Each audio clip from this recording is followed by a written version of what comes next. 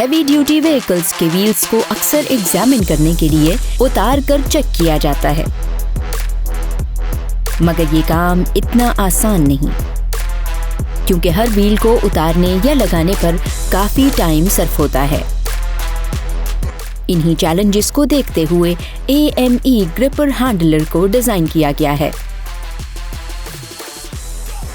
ये head tool किसी भी फोर्क लिफ्ट के साथ अटैच करके इस्तेमाल किया जा सकता है।